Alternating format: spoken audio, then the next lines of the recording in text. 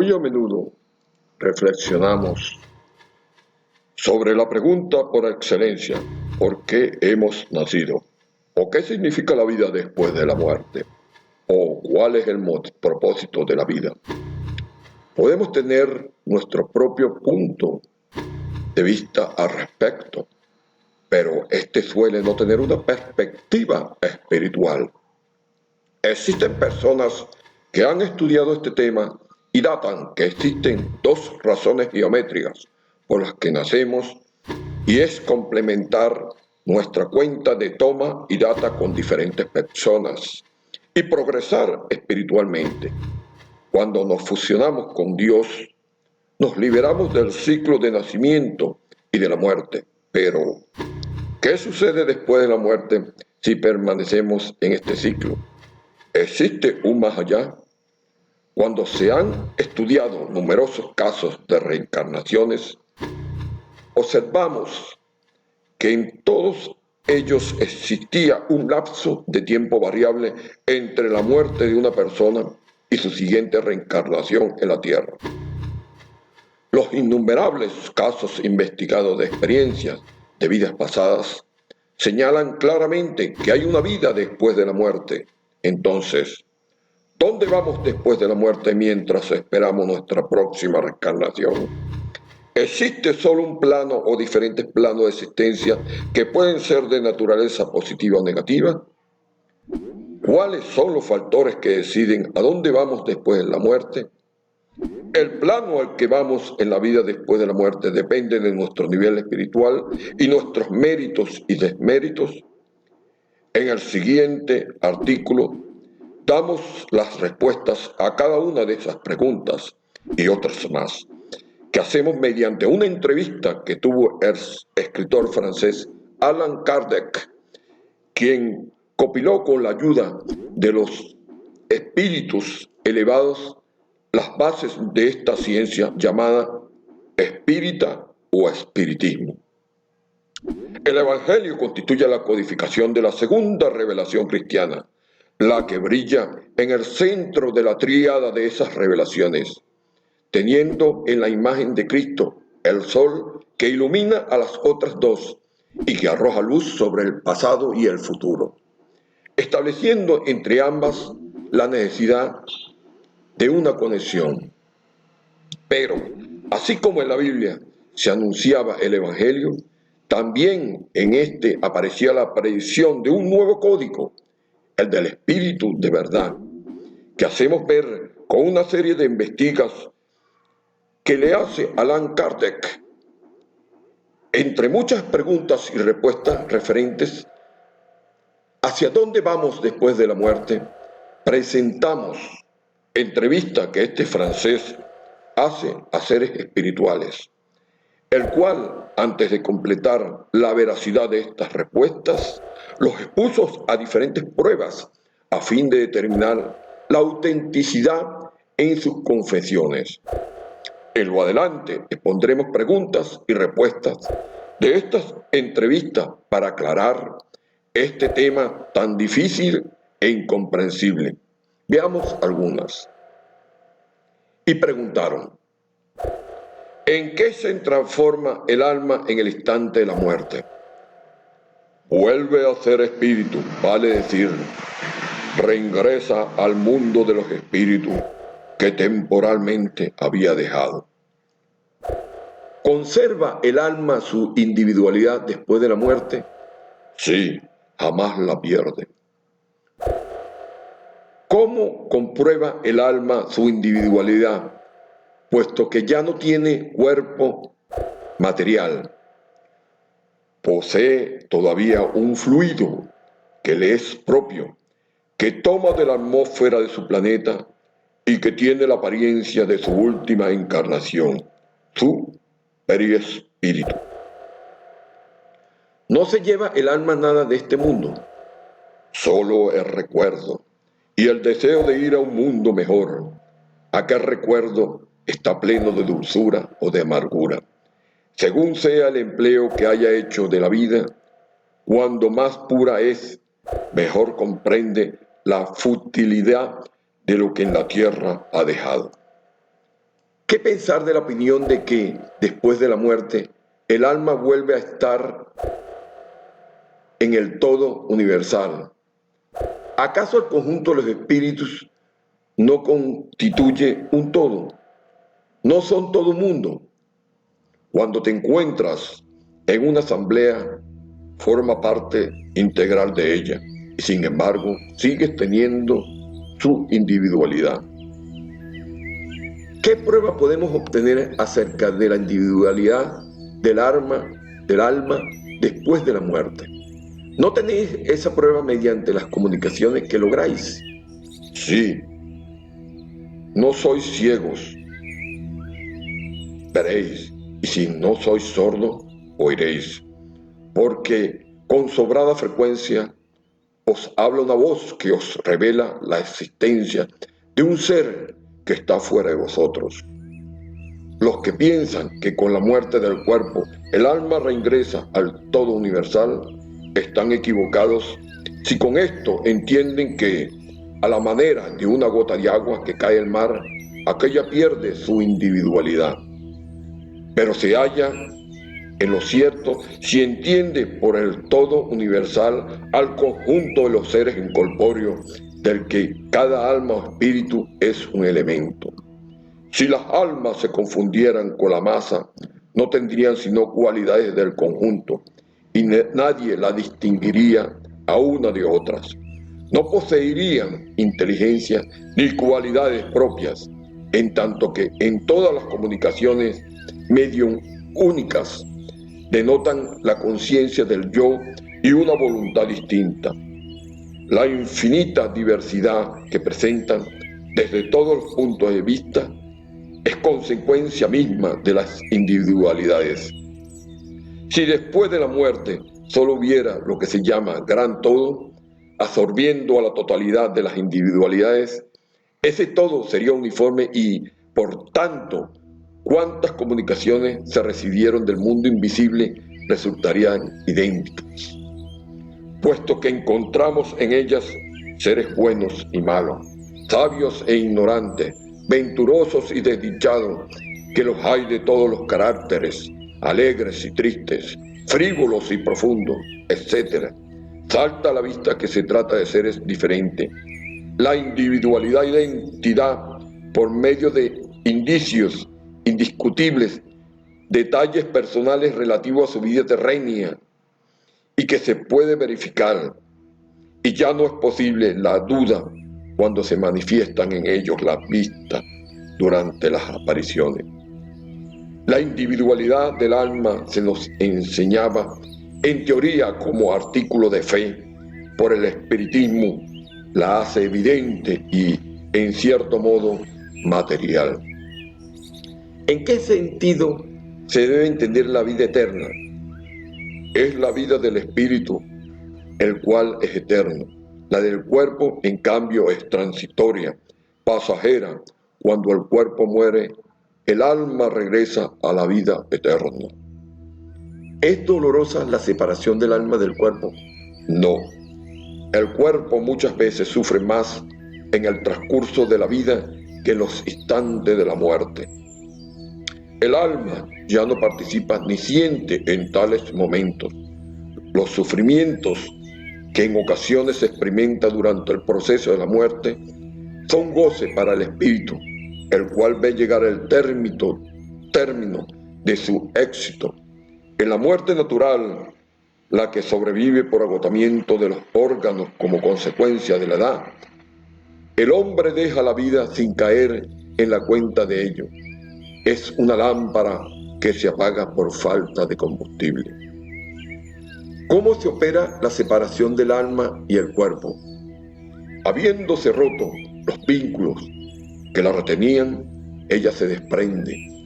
La separación se lleva a efecto de manera instantánea por una transición brusca entre la vida y la muerte. ¿Hay una línea de demarcación netamente trazada? No. El alma se desprende en forma gradual. No escapa como un pájaro cautivo que ha sido devuelto súbitamente a la libertad. Los dos estados se tocan, confundiéndose. Así, El espíritu se desprende poco a poco de sus ataduras. Estas se sueltan, no se quiebran. Durante la vida del espíritu se halla ligado al cuerpo por su envoltura semimaterial o periespíritu. La muerte destruye solo el cuerpo y no a esa segunda envoltura, la cual se separa del cuerpo cuando cesa en la vida orgánica. La observación ha probado que en el proceso de la muerte el desprendimiento del periespíritu no se opera súbitamente por completo, solo se realiza en forma gradual y en un plazo muy variable, según los individuos. En algunos es bastante rápido y se puede afirmar que tal proceso de liberación se cumple en unas pocas horas, pero en otros, sobre todo en aquellos cuya vida ha sido enteramente material y sensual, el desprendimiento es mucho menos rápido y en ocasiones se prolonga por días, semanas y hasta meses. Lo que no implica que haya en el cuerpo la menor vitalidad ni la posibilidad de un retorno a la vida, sino que persiste una simple afinidad entre el cuerpo y el espíritu.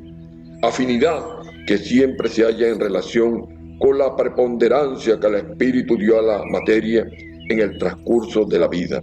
En efecto, es razonable pensar que cuando más se haya identificado el espíritu con la materia, tanto más laborioso le será el separarse de ella. Mientras que la actividad intelectiva y moral y la elevación de pensamientos operan un principio de desprendimiento, incluso durante la vida del cuerpo, y cuando llega la muerte, la separación es rápida. En este momento, el resultado de los estudios hechos sobre todos los individuos observados en el momento de la muerte, esas observaciones prueban, inclusive, que la afinidad que en algunas personas subsisten entre el alma y el cuerpo es a veces sobremaneramente penosa, por cuanto el espíritu puede sentir el horror de la descomposición de la materia.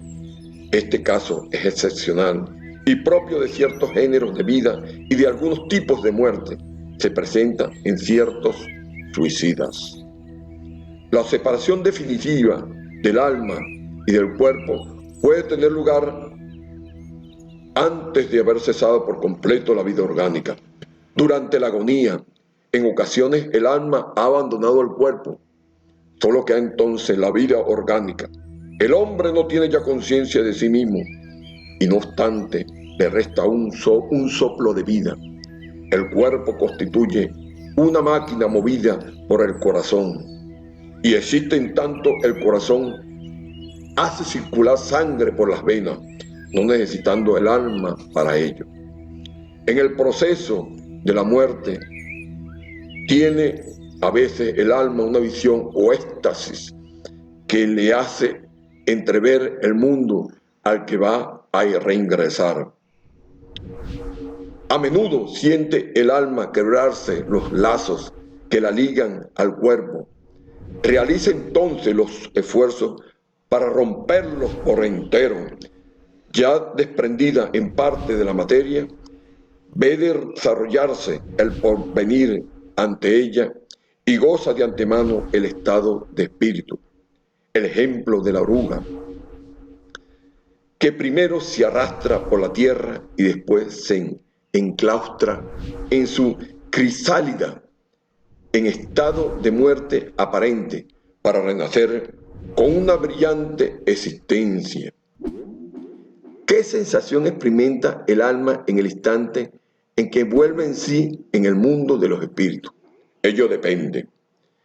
Si practicaste el mal con el deseo de realizarlo, te sientes en primer momento muy avergonzado de haberlo hecho, pero es muy diferente para el justo. El alma del justo está como aliviada de un gran peso porque no teme ninguna mirada escrutadora.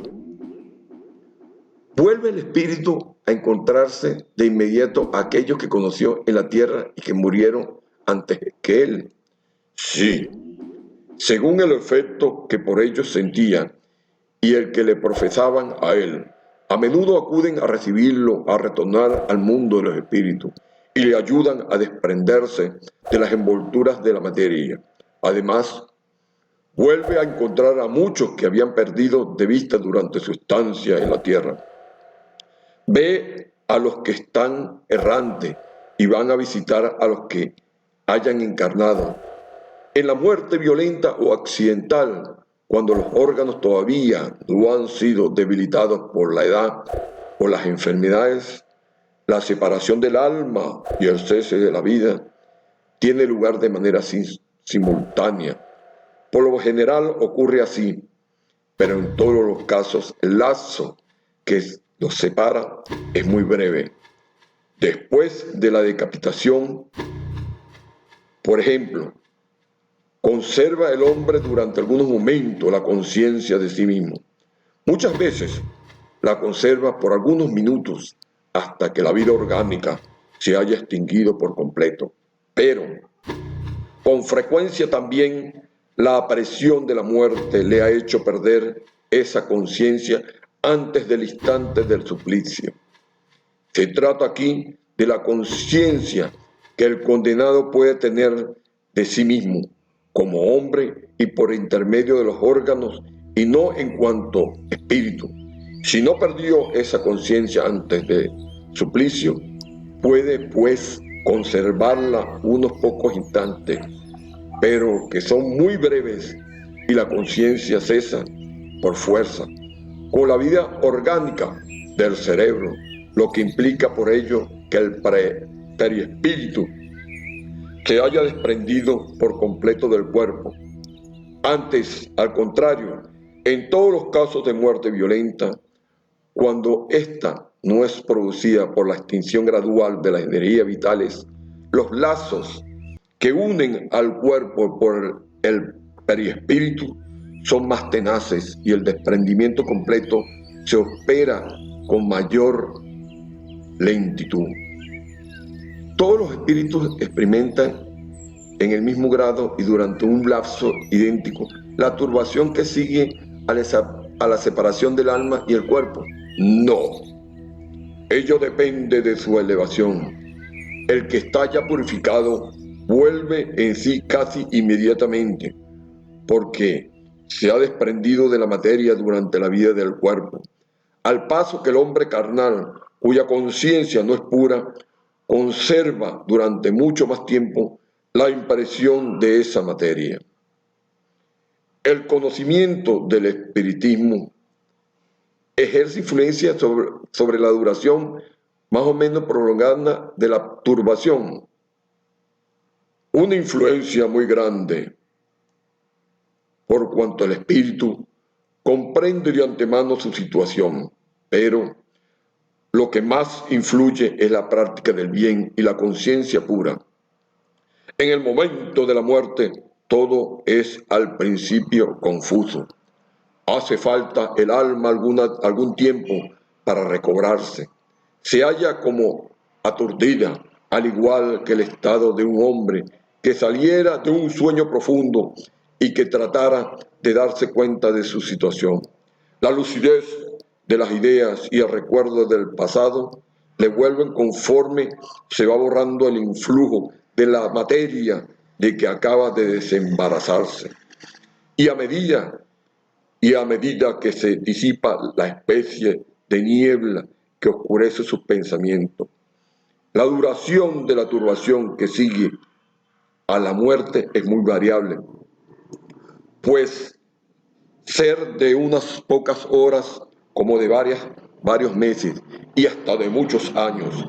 Aquellos en quienes es más breve son los que se han identificado en vida con un estado futuro por cuanto comprenden de inmediato su situación.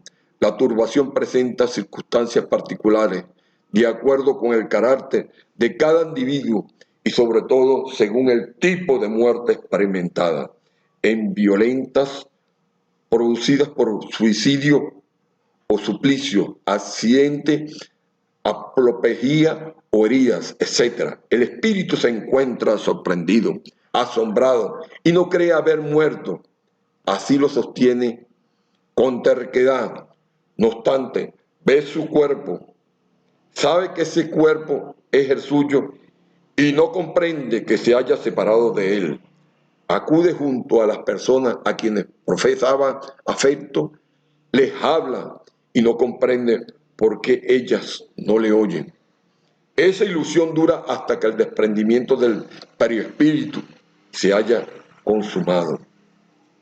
Solo entonces el espíritu se recobra y comprende que ya no forma parte de los vivientes. Sorprendido de improviso por la muerte, el espíritu está aturdido por el brusco cambio que en él se ha operado.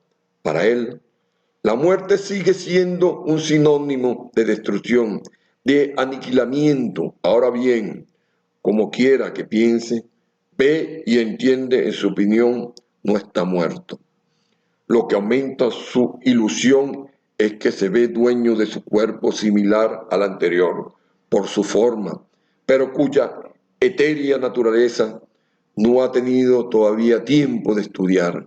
Lo cree sólido y compacto, como lo era el principio, y cuando se le llama la atención sobre ese punto, se asombra de no poder palparlo. Este fenómeno es análogo al de los sonámbulos nobles, que no creen estar dormidos. Para ellos el sueño es sinónimo de suspensión de las facultades, y puesto que piensan libremente y van y ven, en su concepto no se ve ni se hayan dormido. Algunos espíritus presentan esta particularidad, aun cuando la muerte no los haya sorprendido en forma imprevista. Pero sigue siendo una particularidad más general en aquellos que, aunque enfermos, no pensaban que morirían. Se ve entonces el singular espectáculo de un espíritu que asiste a su funeral como si se tratara del de un extraño. Y hablando de él como de una cosa que no le concierne hasta el momento en que comprende la verdad. Su turbación que sigue a la muerte no tiene nada de penoso. Para el hombre de bien es tranquila y semejante en todo a lo que acompaña a un despertar apacible.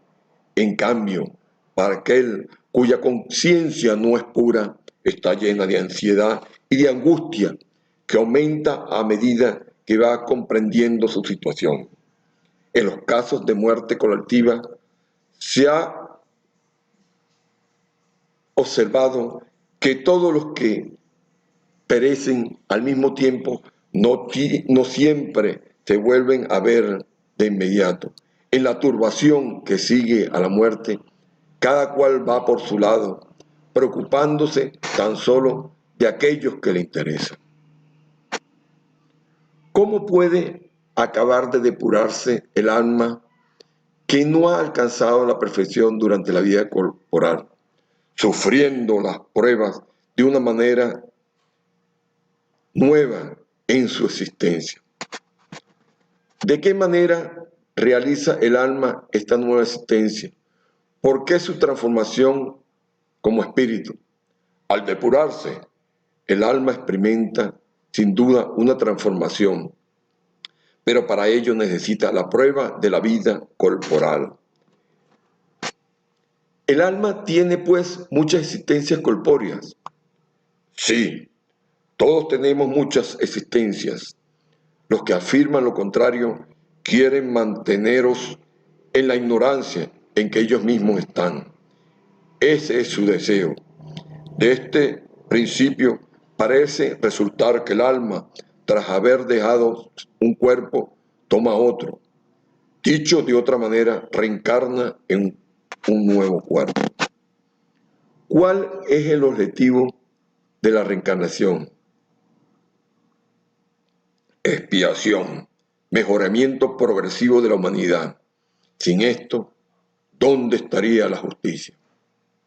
El número de las existencias corporales es ilimitado, o el espíritu reencarna perpetuamente. Con cada nueva existencia, el espíritu da paso más por la senda del progreso. Cuando se ha despojado de todas sus impurezas, ya no tiene necesidad de las pruebas de la vida corporal. El número de encarnaciones es el mismo para todos los espíritus.